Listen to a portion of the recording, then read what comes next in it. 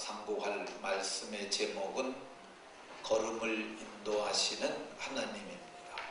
한번 따라 하십시다. 걸음을 인도하시는 하나님. 오늘 우리가 봉독한 본문의 말씀은 제가 전에도 한번 전했던 말씀이에요. 제가 이 말을 왜 하냐면은 목사님 전에 했던 설교 또 하네 이런 생각이 드는 순간 말씀이 은혜가 되지 않습니다.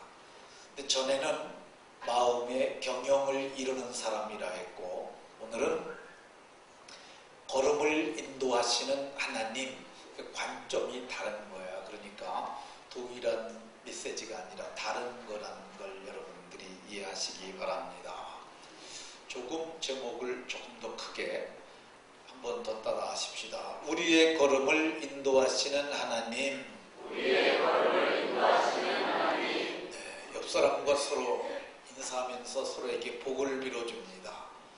우리의 걸음을 인도하시는 하나님의 인도하심을 받는 복이 있기를 바랍니다. 우리의 걸음을 인도하시는 하나님의 인도하심을 받는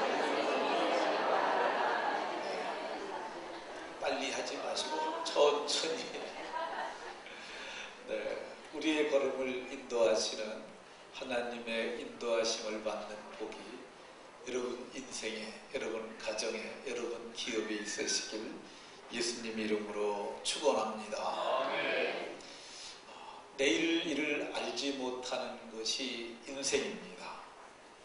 세월호를 타고 가는 학생들이 잠시 후에 그 배가 침몰할 것을 누구도 알지 못했습니다.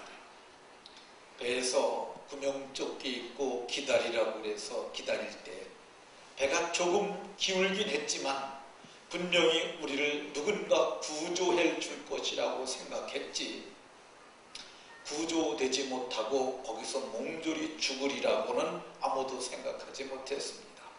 잠시 후에 일어날 일도 알지 못하는 것이 인생입니다. 지난 화요일에 문창극이라는 분이 총리 후보로 지명이 되었습니다. 그 전날 저녁 때까지도 누가 총리가 될 줄 몰랐다고 합니다. 박근혜 대통령의 인사 스타일을 기자들이 깜깜 인사라고 이렇게 얘기를 했어요. 아무도 모르게 철통 보완을 한다는 그런 의미겠죠. 종편방송에서 어떤 기자가 나와서 이렇게 말을 했습니다. 자기가 아는 검찰 고위직 인사가 있는데 그가 자기한테 그랬다는 거야. 어젯밤에 김기춘 비서실장이 나한테 총리 맡아달라고 그랬는데 내가 끝까지 안 한다고 그래서 내가 총리를 고사했다, 이런 말을 했다고 그럽니다. 오전에 기자들이 물었어요. 청와대 대변인이 그러면은 언제 총리를 발표할 거냐 그랬더니 오늘 오전에는 없다.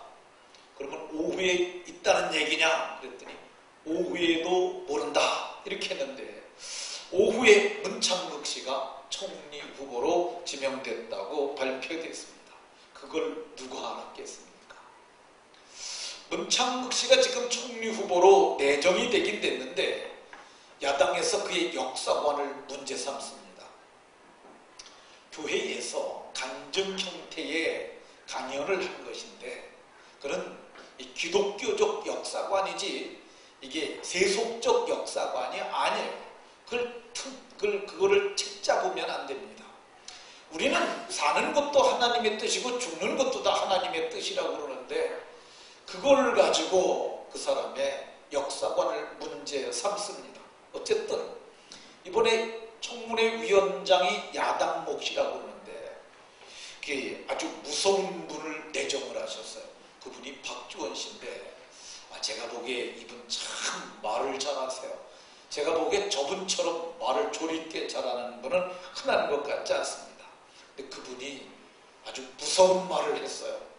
문창극 내정자를 향해서 뭐라고 그랬냐면 청문회까지 오겠다니까 그럼 받아주겠다. 그 대신 세상에서 가장 포악한 언어로 대해주겠다. 그러니까 가장 아주 무자비하게 저분을 막말을 해서 저분을 망신 주겠다는 그런 의도인 것 같습니다. 이제 이번 주간에 청문회가 시작될 것 같은데 저분이 총리로 이 청문회를 통과하고 될지 아니면 막말로 망신당하고 만신창이가 돼서 총리가 못 될지 그걸 누가 알겠습니까? 그건 누구도 모릅니다. 오늘 본문의 말씀대로 사람이 자기의 일을 계획할지라도 그의 걸음을 인도하시는 이는 여호와이기 때문에 내일 일을 알지 못하는 겁니다. 제 컴퓨터 화면에 보면은요, 제가 저걸 써놨어. 제가 제 컴퓨터 화면이 총신대학교 신학대학원에 가면 삼고리가 있는데 그 삼고리에 그 총신대학교 신학대학원의 교훈이 써 있습니다. 첫 번째가 신자가 되라, 학자가 되라, 성자가 되라, 목회자가 되라, 전도자가 되라 그런 건데 학교 다닐 적엔 그걸 잘 몰랐는데 양육반과 함께 거기를 제가 방문을 했습니다. 그런데 그 글씨가 그렇게 목회를 하다 보니까 마음에 닿더라고요. 그래서 제가 그 옆에 성경책 들고 서가지고 나 사진 한 장 찍어주라고 그랬는데 누가 찍었는지는 모르겠는데 사진을 정말 잘 찍었어요. 어떻게 저 사진이? 그래서 제가 저걸 컴퓨터 화면에다가 제가 이렇게 올려놨는데 지난해 제가 이 말씀이 너무너무 감동이 되는 거야. 그래서 사람이 마음으로 자기의 길을 계획할지라도 그 걸음을 인도하시는 이는 여호와라고 거기다 제가 썼어요. 그래갖고 해놨습니다. 그러면 우리의 걸음걸음을 인도하시는 하나님은 어떤 분이실까? 오늘 우리가 봉독한 본문 1절을 보게 되면 말의 응답은 여호와께로부터 나오느니라. 말의 응답은 여호와께로부터 나오느니라. 그러니까 응답하시는 하나님입니다. 우리를 인도하시는 하나님은 어떤 분이냐면 말씀으로 응답하시는 분이세요. 근데 그분이 말씀을 하시면 기적이 일어나고 그분이 말씀하시면은 사막의 강이 그리고 광야의 길이 만들어지는 위대한 역사의 하나님이세요. 왜 그 역사가 일어나느냐? 그분의 말씀을 듣는 존재가 있는데 그 존재가 천사예요. 천사. 근데 천사가 능력이 있어 여호와의 말씀을 행할 수 있다고 얘기를 합니다. 근데 그분이 말씀하시게 되면 천사가 역사함으로 말미암아 역사가 일어나는데 오늘 우리의 발걸음을 인도하시는 그분이 하나님이라고 말씀합니다. 그분의 인도하심이 있기를 바랍니다. 우리의 발걸음을 인도하시는 분은 어떤 분이냐? 오늘 2절에 보면 여호와는 심령을 감찰하시느니라. 그러니까 우리의 마음을 살피시는 분이세요. 하나님은 외모를 보지 않고 너희는 사람의 외모를 보거니와 나 여호와는 중심을 보느니라 그랬는데 이 중심이 마음이에요. 마음. 이 네바부라는 단어가 이게 심령이라고도 번역되고 마음으로도 번역되는데 하나님은 우리의 중심 곧 마음을 보시고 있다는 말씀이에요. 근데 그분이 어떻게 보느냐? 그분의 눈이 전지하시기 때문에 이 하나님의 속성 가운데 전지성이라는 것이 있어요. 전지성이라는 것은 모든 걸 다 아는 거야. 그래서 만물을 상관하시는 그분께서 그 불꽃 같은 안감을 가지고 우리의 심령을 꿰뚫어 보시는데 그걸 감찰이라고 오늘 본문은 표현했어요. 그러니까 하나님이 불꽃 같은 눈으로 우리를 살피시는 그분인데 그래서 그분이 살펴보시고 그분의 뜻대로 우리를 인도하시는 줄로 믿으시기 바랍니다. 우리를 인도하시는 하나님은 어떤 분이냐? 그분은 그 쓰임에 적당하도록 사람을 지으신 분이세요. 이거를 좀 어려운 말로 작정이라고 해요. 작정. 신학적 용어에 예정이라는 말이 있는데 예정이라는 말은 인간의 역사, 인간의 운명을 결정짓는 용어가 예정이라면 작정이라는 말은 그보다 규모가 커요. 만사 만물에 대한 하나님의 영원하신 계획이 작정입니다. 근데 그 하나님께서, 세상을 지으신 하나님께서 오늘 성경을 보니까 사람도 지으셨다고 얘기를 합니다. 선인만 지으신 것이 아니라 악인도 적당하게 지으셨다고 얘기를 해요. 우리는 악인은 하나님이 별로 관계하지 않는 것으로 오해하기 쉬운데, 출애굽기 9장 16절에 보면 하나님께서 내가 바로도 세웠다고 얘기를 해요. 악한 통치자들도 하나님이 세우시는 거예요. 하나님이 허용하지 않으면 그들이 쓸 수 없는 거죠. 이유가 뭐냐면 내 능력을 내게 보이고 내 이름을 온 천하에 전파되게 하리라 하심이라고 이렇게 말합니다. 그러니까 당시에 애굽은 세계 최대의 강국이었어요. 거기에는 철기병이 있었고 거기에는 애굽의 전차 군단도 있었어요. 그런데 성경을 보게 되면 하나님이 그를 갖다 어떻게 지었느냐 하면 마음이 아주 악한 마음을 잘 품게 지으셨어요.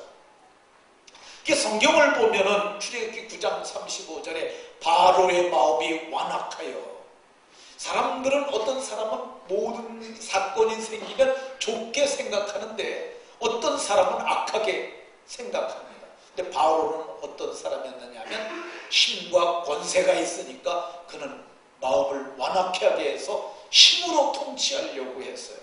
근데 완악할 때마다 하나님이 그것 때문에 심판을 해요.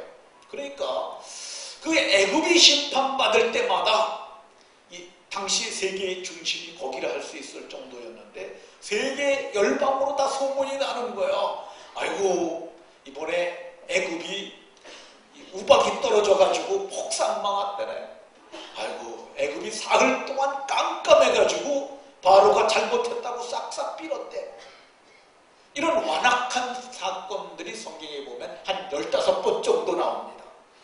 그러니까 하나님은 어떤 분이냐?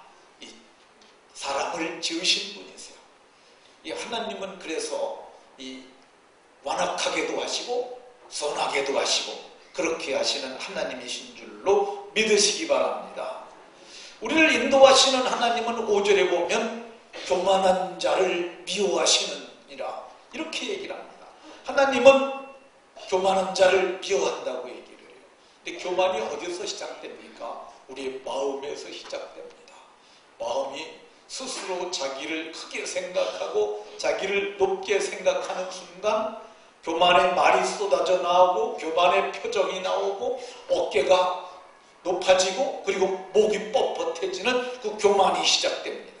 근데 성경을 보면 하나님은 교만한 자를 인도하지 않는다고, 그러니까 교만하지 아니한 자를 인도하신다고 말씀하세요.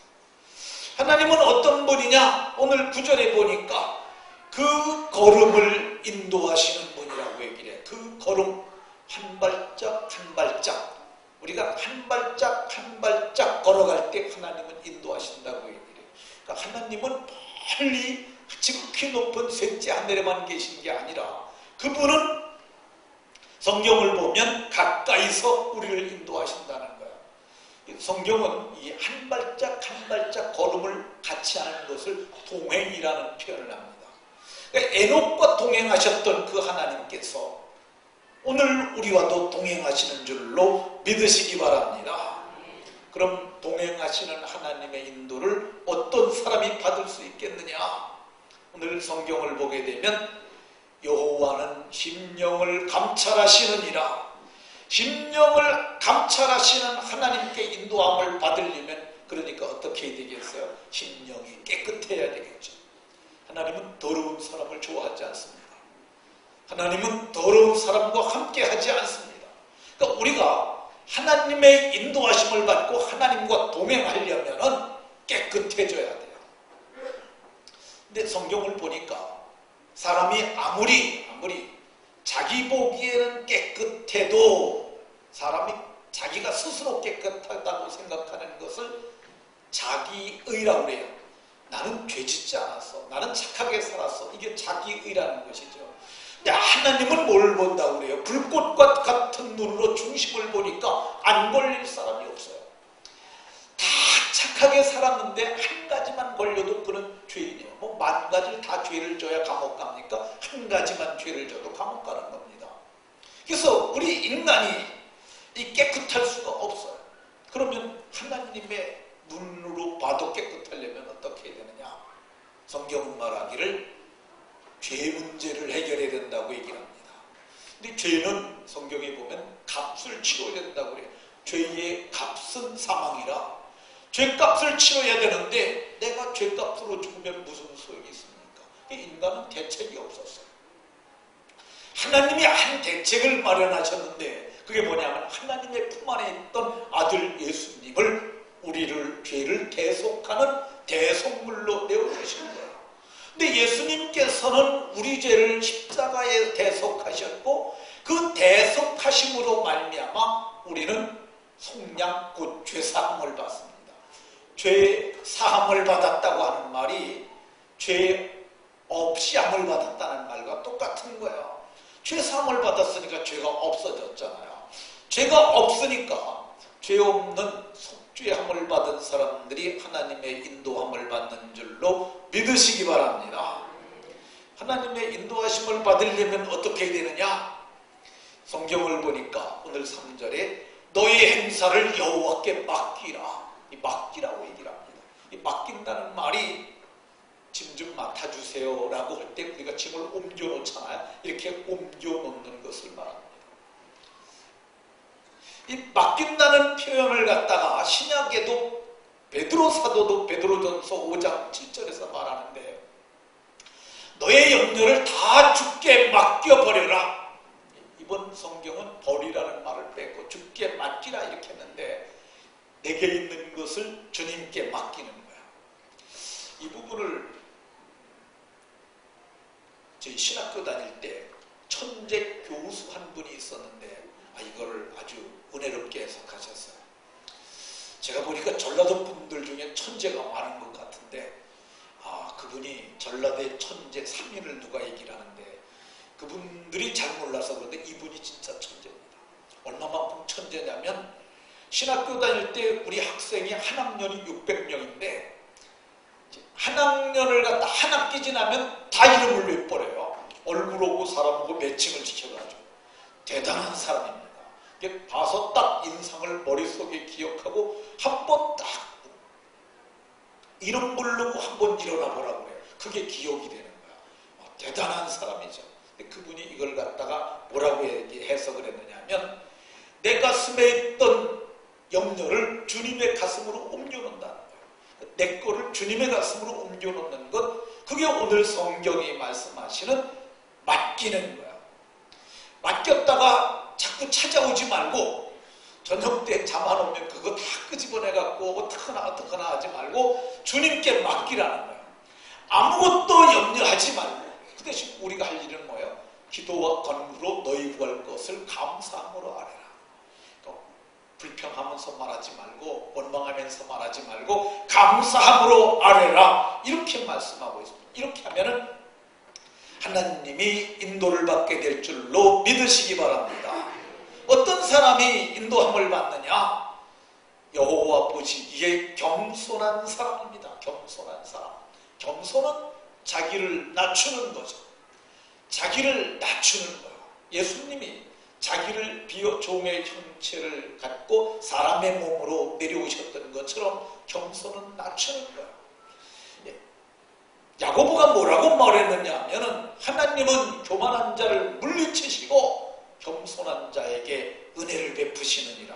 그러니까 주의 인도하심을 받으려면 어떻게 해야 되느냐? 겸손하면 될 줄로 믿으시기 바랍니다. 하나님의 인도하심을 받으려면 어떻게 해야 되느냐? 여호와를 경외하여야 합니다. 여호와를 경외한다는 말은 그분이 어떤 분인 줄 알고 그분에게 합당하게 대하는 거야. 이 원문의 경외라는 말이 히브리 말로 야레라는 단어가 쓰였는데 이거는 뭐냐면 무서워한다는 뜻이에요. 하나님에 대해서 사람들마다 경험한 게 다 다릅니다. 구원받은 사람은 내가 보기에 하나님은 구원의 하나님이야. 하나님의 사랑을 체험한 사람은 나는 하나님의 사랑의 하나님이야. 근데 하나님께 매를 맞으신 분들은 하나님의 진노의 하나님이다. 이걸 압니다. 하나님에 대한 이해가 다른데 하나님의 속성은 그래서 광의적 의미가 있습니다. 저도 하나님이 사랑의 하나님인 줄만 알았어요. 제가 시골에서 목회할 때 하나님 앞에 제 생각에는 옳다고 생각을 해서 기도를 했어요. 근데 하나님이 안 들어주시는 거야. 그래서 제가 어느 날 하늘을 향하여 째려보듯이 하면서 기도했습니다. 따진 거죠. 하나님은 왜 안 들어주시는 겁니까? 내가 뭘 잘못했다고, 내가 합당하지 않습니까? 막 그러는데 이게 이제 거기에 분이 들어있었어요. 분을 하면 안 되는 건데 여러분들은 그렇게 하지 마세요. 제가 그냥 너무너무 해서 복받치는 분노, 서름을 품고 하나님 앞에 기도를 했더니 하나님이 그때 저에게 아주 좋은 말을 하셨어요. 근데 내용이 뭐냐면 내가 너를 아끼노라. 근데 그 말이 내가 너를 아끼노라 이렇게 한 것이 아니라 하나님이 무서운 목소리로 그 좋은 말이잖아요. 근데 내가 너를 아끼노라 이렇게 했는데 얼마나 무서운지 그 다음부터는 제가 그 기도를 한 번도 못했어요. 근데 그분이 오늘 성경을 보니까 여호와를 경외해서 악을 떠나게 되면 하나님이 인도해 주신다고 이렇게 얘기를 합니다. 욥기에 보면은 여호와를 경외하고 그래서 악에서 떠난 사람이 있었는데 그가 환난이 있었지만은 마침내 갑절의 복을 주시고 인도하셨던 것을 봅니다. 그분이 우리 하나님인 줄로 믿으시고 인도하심을 받으시기 바랍니다. 자, 하나님의 인도하심을 받는 사람은 어떤 사람이냐? 여호와를 기쁘시게 하는 사람입니다. 여호와를 기쁘시게. 슬프게 하면은 하나님의 인도함을 받지 못해요. 하나님이 사람도 아닌데 뭘 슬퍼하시냐? 이럴 수도 있는데 성경을 보면은 구약 성경에 그걸 갖다 좀 어려운 말로 신인 동형론적 표현법이라고 얘기를 하는데 하나님을 의인화해서 표현하는 거예요. 이 사무엘상에 보게 되면 사무엘이 사울이 범죄한 사건 때문에 하루 종일 웁니다. 그리고 마침내 사울 앞에 나타나서 하나님이 내게 이렇게 말했다고 하나님의 메시지를 전했는데 사울을 왕 삼은 것을 내가 후회하노니 하나님의 말씀하시길 내가 후회한다고 말씀하셨어요. 이런 사람 하나님의 인도를 못 받습니다. 신약에도 동일한 표현이 있습니다.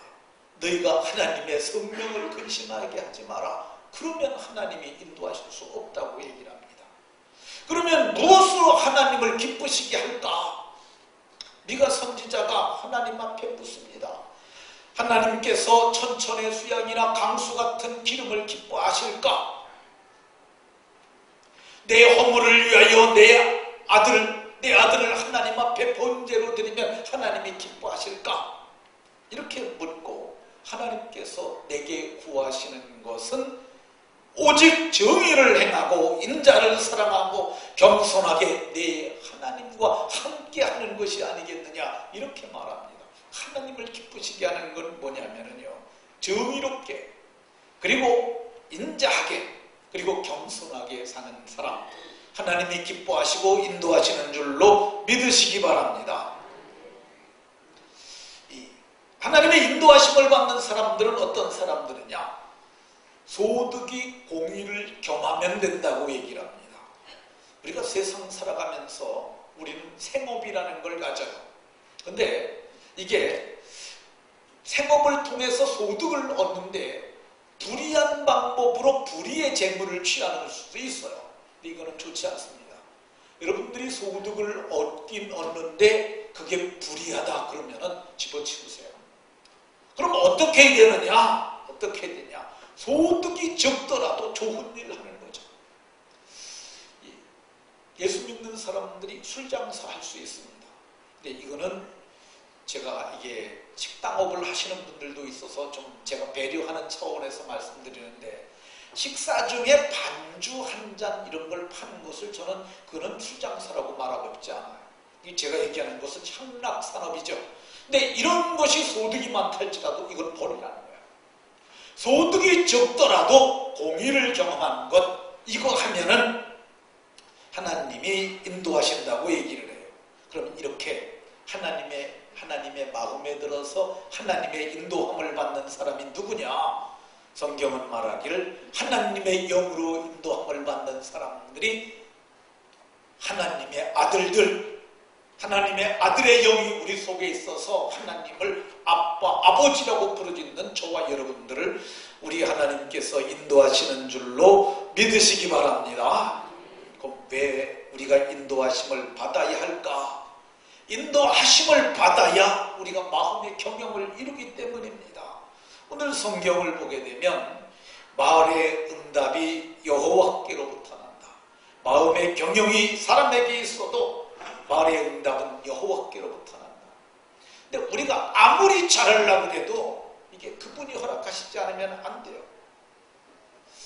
제 친구 중에 강릉에서 목회하는 윤영태라는 목사가 있습니다. 저하고 나이도 비슷하고, 그리고 같은 노예, 같은 시찰에 속하게 돼서 만나게 됐는데, 그러니까 20-30년 전부터 만나서 친구처럼 지냅니다. 근데 그 친구가 강릉에 목회를 하러 신학교 3학년 때 갔어요. 총신대학원 3학년 때 뜨거운 가슴을 가지고 정말 갔습니다. 근데 강릉이 그렇게 호락호락한 동네가 아니잖아요. 근데 강릉에 가서 목회를 하는데 그분이 그래요. 딱 가방 하나만 딱 들고 갔다. 근데 가방 하나 들고 갔는데 하나님께서 지금은 큰 예배당이 있고 많은 성도들이 있는 그런 교회를 일구게 하셨어요. 근데 그 친구가 자기가 그래요.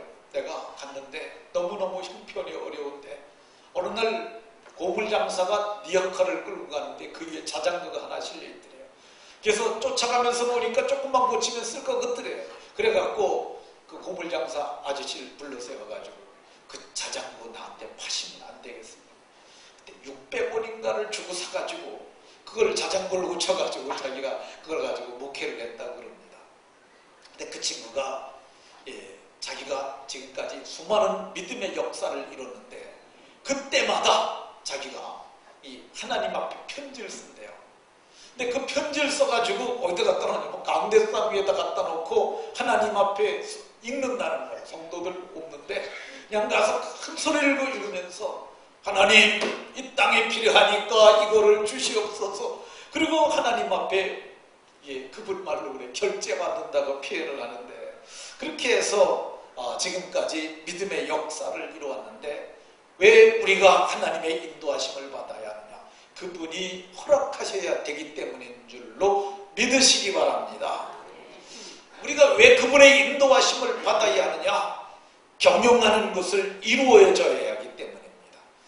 이 3절에 보면 내가 경영하는 것이 이루어지리라 그랬지 않습니까? 근데 이 경영하는 것을 이루려면 중요한 게 뭐냐면 마음의 경영이 있어야 돼요. 1절에 마음의 경영이라고 그러잖아요. 근데 이 마음의 경영이 어디서부터 온 거라야 하느냐면은 빌립보서 2장 13절에 자기의 기쁘신 뜻을 위해서 너희에게 소원을 두고 행하신다고 얘기를 해요. 그 소원을 우리는 비전이라고도 표현합니다. 지난해 연말쯤 하나님께서 제게 자꾸 비전을 얘기를 하세요. 근데 그게 하나님께서 우리에게 주신 제가 6대 비전이라고 그랬는데 하나님께서 주님의 가슴에 있던 비전을 제 가슴으로 옮겨주신 거죠.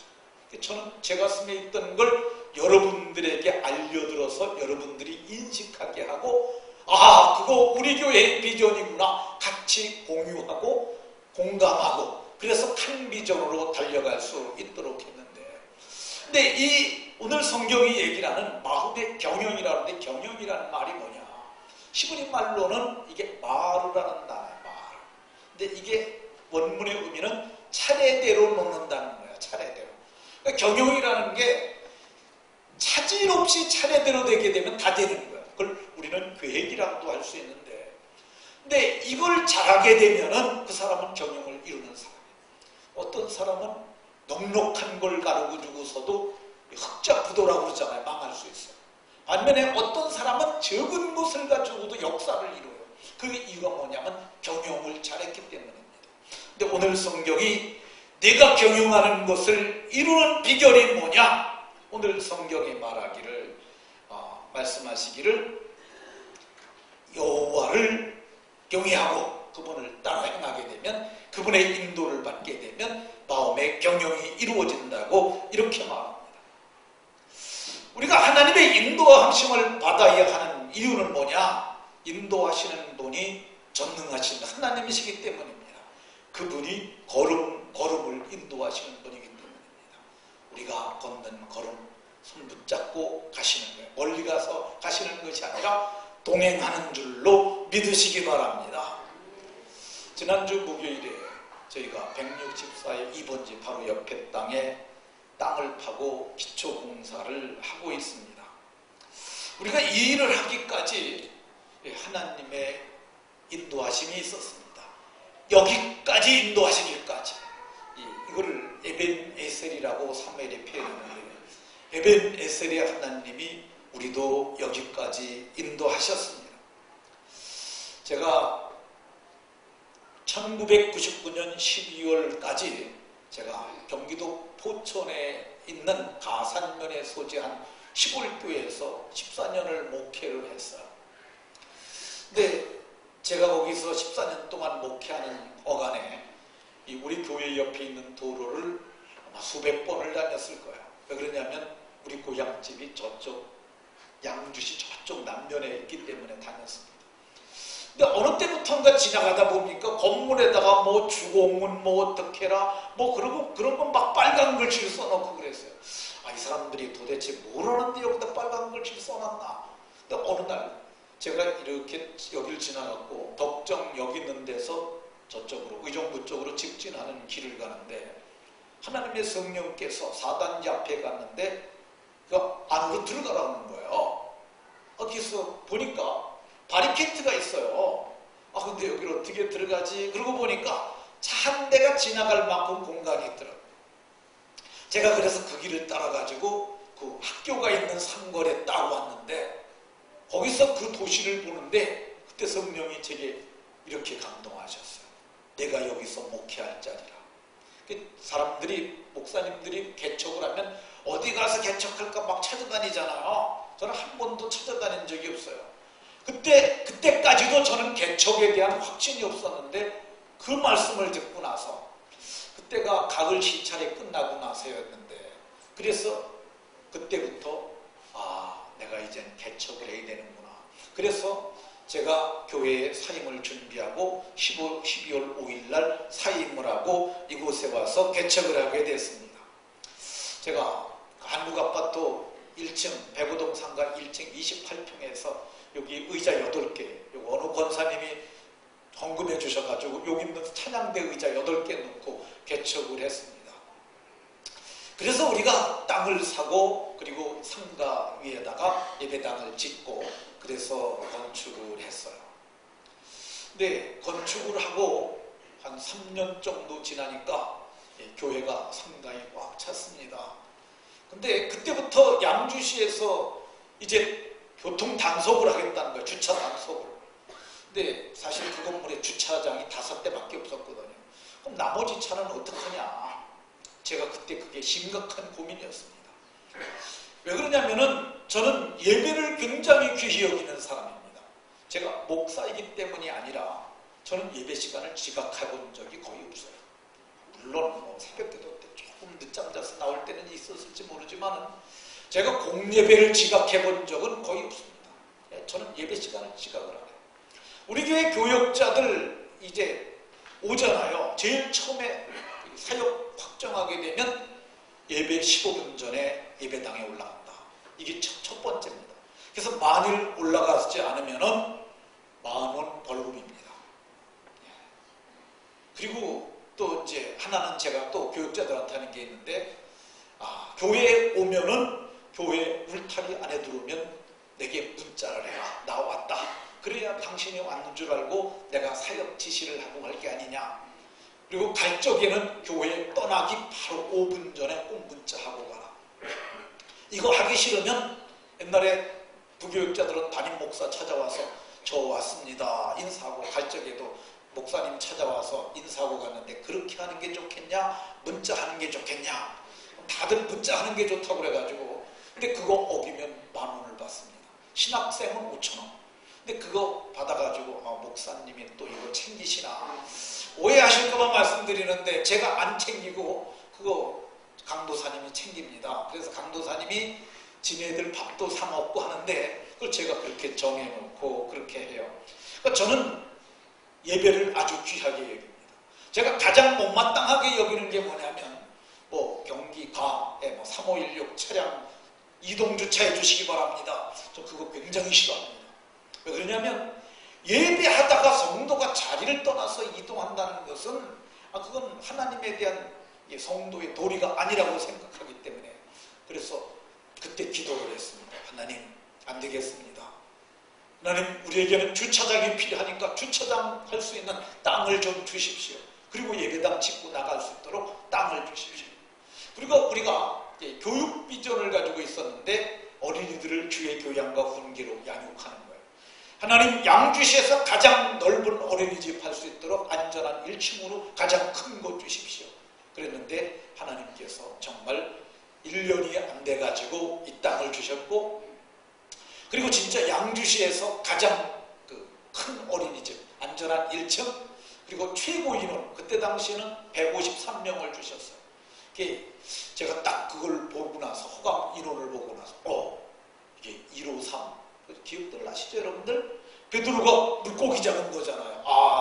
이게 어린이집이 사람을 낳는 그물이구나. 그때 제가 깨달았어요. 그리고 하나님께서 이걸 주셔서 우리가 편안하게 예배하고 2, 3년 잘 살았습니다. 근데 그때부터 주차 문제가 생기는 거예요. 이 주차장이 여기가 45대 그냥 공간 없이 집어넣으면 45대 들어온다고 전에 어떤 장로님이 제게 말하신 것 같은데 그러니까 주차 문제가 심각해지니까 성도들이 그런 거예요. 저 위에 있는 대지가 나대지니까 우리 저 땅 사면 안 되겠습니까? 제가 그 말을 들을 때 그랬습니다. 저 땅이 값이 얼만데 그걸 사자고 하십니까? 그러면서 우리 교회당 땅 다 팔아도 저거 못 삽니다. 그러니까 그런 말씀 하시지 마시라고. 근데 이 성도들마다 그러는 거예요. 그 땅이 나대지니까 주차장은 좁으니까 목사님 저기다 우리 주차하면 안 됩니까? 주차는 주인이 있는데 우리가 그걸 어떻게 주차합니까? 그래도 좀 저거 했으면 좋겠다고. 자꾸들 그런 말씀을 하시는데 제가 안 된다고 그랬어요. 몇 년을 꼭 참았습니다. 그런 거 안 된다. 근데 사람들 우리 교회 성도들만 그런 게 아니라 목사님들, 장로님들, 외부에서 강사들만 오기만 하면은 이거 행정교회 거네. 행정교회 거라고 그러는 거예요. 아니라고. 그런 말씀 하지 마시라고. 그랬는데 어느 날 권사님들이 그러는 거야. 목사님 우리 하나님 주시라고 기도하면 안 될까요? 기도하시겠다는데 그게 어떡합니까? 그럼 기도는 하시죠. 근데 이게 값이 보통이 아니기 때문에 우리가 살기가 너무 버거운 겁니다. 그랬더니 이분들이 기도를 하신 거예요. 근데 그러니까 기도를 하시니까 제 마음도 감동이 되고 성도님들의 마음도 좀 변화가 왔던 것 같아요. 그리고 주공이 그때 하나의 발표를 했는데 옥정지구를 2012년 12월 30일까지 이걸 완전히 완공을 하겠다는 거야. 택지지구 전체를. 그러면 수만 세대가 들어오니까 그러면 수만 세대가 들어오면 저기 고개 넘으니까 회천죽은 바로 여기잖아요. 그러니까 그러면 우리 교회가 많이 사람이 많아질 것 같으니까 우리 이걸 갖다가 좀 사는 게 괜찮겠다. 그래서 저걸 매입을 했습니다. 그래갔는데 지금 2014년 됐는데도 옥정지구에 한 세대도 아직 안 들어갔지 않습니까? 주공이 잘못한 거예요. 주공이 책임져야 됩니다. 이거. 어쨌든 그때부터 우리가 이자를 물기 시작을 했는데 이자 낼 때마다 참 이게 마음이 쓰립니다. 성도들의 헌금을 이자를 내는 거잖아요. 근데 제가 여러분들이 저를 재정부에 물어보시면 알겠지만 제가 교통 스티커를 지금까지 몇 개 끊지 않았겠습니까? 근데 제가 성도들의 헌금 가지고 그걸 안 냅니다. 왜 그러냐면은 성도의 헌금을 가지고 벌금을 낸 데서 되겠냐. 저는 지금까지 제가 알아서 처리를 해요. 근데 그걸 가지고 이자를 낼 때마다 아휴 이걸 가지고 선한 목적으로 얼마든지 쓸 수 있을 텐데 근데 저만 그랬겠습니까? 당회원들도 그거 다 아시죠. 그리고 우리 재정부 고승권 집사님, 이부금 집사님 그거 낼 때마다 저분들도 그랬을 거예요. 마음이 안 좋죠. 정말 재정 보고 할 때 되면은 참 제가 민망합니다. 얼굴을 못 들겠어요.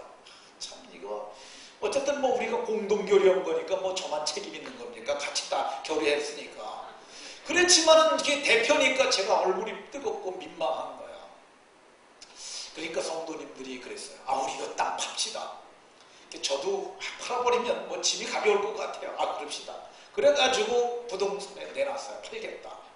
아 그랬는데 이게 몇 년이 지나도 안 팔리는 거예요. 얼마 전에는 또 우리가 이 문제를 갖고 논하는데 또 다른 분이 이런 얘기 저런 얘기를 그럼 파십시다. 그래가지고 양주시에서 지구단위 교육 변경해서 좋게 해줬지만 그래도 팝시다. 그래가지고 팔리는데 안 팔려서 제가 아는 장로님 한 분이 계신데 그분이 참 훌륭하세요. 그리고 돈이 많아요. 제가 우리 형편을 잘 아는 장로님이라 제가 고종구 집사님을 개인적으로 불렀습니다. 이거를 뭐 여기저기 얘기할 게 아니라 한 사람 딱 찍어갖고 그 장로님한테 잘 얘기를 하면 그분이 설득이 되면 그분은 충분한 자금이 있으니까 이거 사주실 수 있으니까 그분에게 얘기를 하고 그분이 뭐 할 때까지 우리 주차장으로 쓰면 되지 않냐. 한번 좀 얘기 좀 해봐라. 그래갖고 우리 고 집사님이 연락을 취해갖고 갔어요. 근데 가서 장로님을 만났는데 장로님이 뭐라고 그러셨냐면은 그거는 행정교회 땅입니다. 근데 그분이 우리 교회 한번 와서 간증하셨거든요. 근데 그러면서 행정교회 주신 땅을 왜 자꾸 팔라고 그러십니까? 뭐 하나님의 인도하심을 받으라. 그랬다는 거예요. 팔라고 사라고 설득하러 갔다가 설득당해가지고 저한테 와서 그렇게 얘기를 해요. 제가 막 뭐라고 그랬죠. 어떻게 좀 잘 좀 해보지 그런 말을 듣고 하랬더니 이 목사님 됩니까? 그분이 자꾸 그렇게 해갖고 할 수 없이 그러고 왔습니다. 이렇게 얘기를 했어요. 그래서 참 이게 어쨌든 하나님께서 우리에게 이 땅을 가지고 뭘 해보라는 의도가 있으신 것 같다. 그러면서 지금 이제 이렇게 여기까지 왔는데 이 건축 비용이 문제가 됐어요. 근데 건축 비용도 상당히 마련이 되고 그래서 그러면 우리가 이 길을 가는 것이 하나님의 뜻일지도 모르겠다. 이렇게 생각을 해서 지난 주간에 땅을 파는데 땅 파는 날도 이게 마음이 두근두근 하는 거예요. 이걸 해야 오르냐 말아야 오르냐. 근데 우리는 다 교류를 다 했음에도 불구하고 근데 그러나 여기에 제가 하나님의 인도하심이 있다고 확실히 믿습니다. 이제 건축을 시작하였는데 이 건축물이 저는 이게 일반 건축물로 건축을 하지만 이게 선교 비전, 구제 비전, 복지 비전을 이루고 우리 교회가 건강한 교회로 건강한 예배를 드리는 주차장으로 서울이 사용될 것을 기대하고 그리고 하나님께서 그렇게 인도해 주시길 바랍니다. 우리가 합력하여서 함께 구함으로 놀라운 역사를 이루는 은혜가 있기를 예수 이름으로 축원합니다. 이렇게 하나님의 인도하심을 받는 자는 복이 있습니다. 경영하는 것을 이루는 복이 있고요. 5절, 6절, 7절을 보게 되면 하나님이 기뻐하시는 사람이 됩니다. 제가 이 땅 때문에 참 많이 겸손해졌습니다. 제가 제가 잘난 게 하나도 없어요. 제가 생각해봐도 잘난 게 없는데 잘난 체를 꾀합니다. 근데 이 땅 때문에 제가 많이 겸손해졌고요. 그래서 오늘 성경에 보면 그러잖아요. 겸손한 자가 되고 그리고 6절에 보면 악에서 떠나게 되고 7절에 보게 되면 하나님을 기쁘시게 하고 원수와 화목하게 하는 그런 은혜가 있다고 얘기를 합니다. 우리가 합력하여서 그분의 인도하심을 받음으로 믿음의 역사를 이루고 한국교회에도 크게 기여하는 복이 저와 여러분에게 있으시길 예수님 이름으로 축원합니다. 기도하겠습니다.